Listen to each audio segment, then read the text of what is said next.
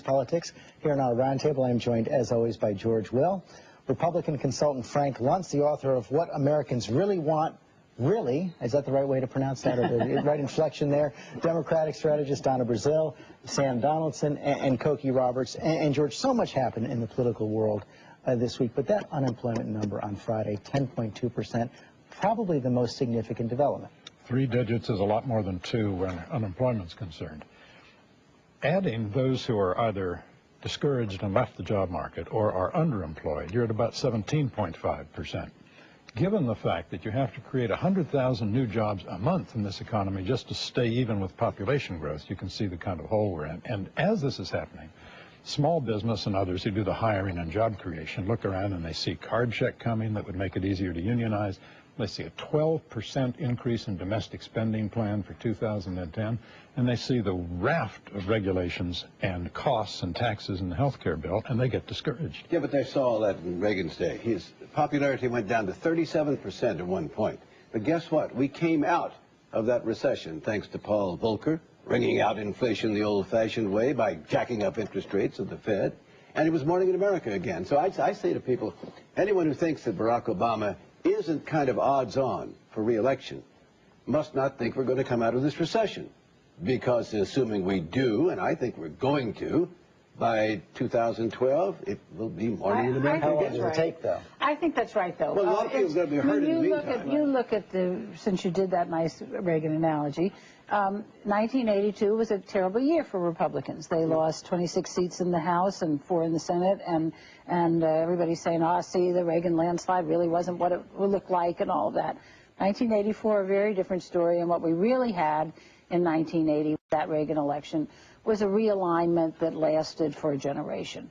And I basically think that despite what happened on Tuesday and what I think is likely to happen in 2010, I think we probably did see a realignment in 2008. And what we saw also on Tuesday night, Frank, is really a primal scream from the voters on the economy. 85–90% of the voters worried about the economy, almost half that very worried.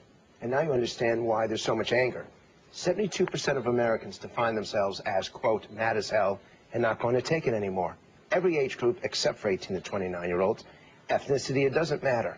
There is this level of frustration and anxiety. But I compare this not to Reagan in 82, I compare this to 1994. And it was on this show, and I'm sitting next to him when this whole thing happened, and I said, look at the health care bill that we were frustrated with. Look at all the wasteful Washington spending in the crime bill back at that time. The right direction, wrong track numbers were awful, and the president had lost significant support after being elected to unite the country. The same numbers exist today that existed in 1994. Now, what Democrats are banking on, though, is that's a year away, Donna. Well, first of all, I don't think it's 94, because in 94 we also had some other potential disastrous things to happen that caused Democrats to lose so many seats. First of all, we had a great deal of retirements in the Congress. We had the bank scandal, the post office scandal. I was a House employee, so I can go down the scandals. We also had Democrats running for other seats, and so that created this environment for Republicans. But we also had a Republican Party that had ideas. We had a Republican Party that was a lot more vibrant and had plans to help solve some problems. We don't have that Republican Party today. So I think that what President Obama must do once this health care business is done is to get back to work and creating jobs for the American people. Productivity is up 6%. We know that that's one sign that the economy might be coming back. More people are being hired for part-time work. Well, Frank, it will come, and I'm one of those who hope it comes sooner than later. But you know, the other thing that's true, Donna's point about the Republican Party. We're seeing Republican ID numbers at the lowest in 23%. And in one poll, 17% of people saying that they're Republicans, while conservative numbers are up. And so what I think what you're seeing, you showed with the party chairman, those independent numbers. What you're seeing is independents being considerably more conservative than they were 2 years ago, because a lot of the people who used to call themselves Republicans are now calling themselves independents. But Cokie, independents, I think in Virginia and New Jersey prove that they're also moderates. That's why they're independent. They're not on one side or the other side. And the Republican candidates who ran in those 2 states ran as moderates. Now, never mind what they truly may be, but Bob McDonnell may be his thesis that was uncovered by the Washington Post, but he didn't run that way. He didn't call anyone a Nazi, and he ran a positive campaign. rather than a negative campaign. And he's a nice guy. That's the way he projected. So moderates said, wait a second, Frank's right, we're mad as hell. This guy sounds all right to us. We don't even know this other. Who is this person, great deeds? And they voted for him. Nothing makes a middle-class nation angrier faster than inflation. Right. Now, this week... We have no inflation. This week, Sam, this week when the price of gold at one point on Friday hit $1,100 an ounce, the government of India bought 200 tons of gold. Why'd they do that? It's only $7 billion, but still, it's a sign that the holders of dollar-denominated assets are diversifying out of dollars into other better stores of value. That is their judgment that inflation's Well, then coming. we better throw Ben Bernanke and the Fed out, because they say there is not only no inflation now, but they're predicating their policy for the next few months on the fact there will not be any But inflation. how They could might there not be be wrong. inflation if They we could have be this wrong. That's much why I say government if they're spending? wrong, There's let's get got rid to of be them inflation. now before they do further damage, But George. the public is more upset and more angry about wasteful Washington spending than any other issue. And that's what brings out the anger in them. And if I may give you a preview of 2010, the Democrats in Congress passed a $1 trillion health care bill last year. Remember that? $1 trillion?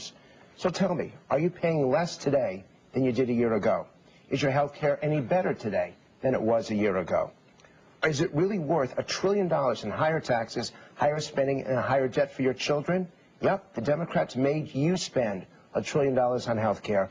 Remember that when you go to the polls on Tuesday. What if your What's the premiums answer, went Donna down? Brazil? What if your premiums actually Donna? went Well, down? They won't go down next year. But if we've created jobs and we've put the country on a better economic foundation for the future, and the Republicans just said no, crying and whining and screaming along the way, I think Democrats will get the benefit of that. But look, historically speaking, Democrats will face some losses next year. I think we all know that. Franklin Roosevelt in '34 did not. George Bush in 2002 did not. But that aside, I think Democrats should not take the wrong lessons from Tuesday. The lesson, I think, is that, yes, swing voters, independents behaved as Republicans. There were soft Democrats in '06 and '08. They gave the Republicans some love this time. But that love, as we all know, is in short supply, because what they want change, and they want someone who can And deliver. you see, but Frank's point gets to a real dilemma for the administration, because they know that they've got to get more jobs out there, and they've got, and the president keeps saying, give me ideas for job creation, give me ideas, give me ideas. But After healthcare. But government spending is very unpopular. So how do you do it? How do you find some sort of stimulus for jobs without adding to the deficit? And that is, You can't. and that is, You can't. I mean, you're sometimes got handled to as find a Paul. way to make people less mad about the deficit, and that's not going to be easy. Paul Krugman is often on this program, and a New York Times columnist, and I think he's right. We're going to have more stimulus, more spending. You say, well, it's terrible. Frank, you say you hand it to the Republicans. You will. You'll hand it to Well, the all right. majority. So we don't come out of the recession. Oh, good. Tremendous. In other words, which is worse? More spending, more debt, which we've got to take care of, but we come out of the recession because of it, or let's just stay And with George, a lot of people out of work. The Democrats seem to have concluded that even though there's a lot of qualms in their caucus on this health care bill, that failing to act, failing to address this problem that people are concerned about is much, much worse, and You mean they have to healthcare? take the risk, absolutely. Yes, well, I think Donna's right that health care was about fourth on the list of what caused the problem in 1994, not the least of which was 40 years, I guess it was, of Democratic control of the House of Representatives. Yes, their argument seems to be we have to pass the bill because we started to pass the bill. And that's not a very powerful argument. That's not their argument. Their argument is, if you don't buy it, fine, that we need to have more Americans covered so that more Americans can have better health care. But everyone agrees with that. Republicans and Democrats agree with that. It's the solution that's the problem. And I'm going to throw another issue that no one's talked about. Right now, a lot of governors, Democrats and Republicans, are having to release prisoners because they can't afford to house them. They can't build new prisons. What's that going to do in 2010 when 1 or 2 or 10 of those people commit crimes? Ask Michael Dukakis. All he had was a prison release on the weekend We're in a program. serious situation where not just presidents and Congress, but governors are faced with tough decisions. And I think, George, that they're making the wrong ones, which is why 2009 may not be an anti-democratic year, but it most certainly was an anti-incumbent year, and that will be the same. But you see, which is why I think in the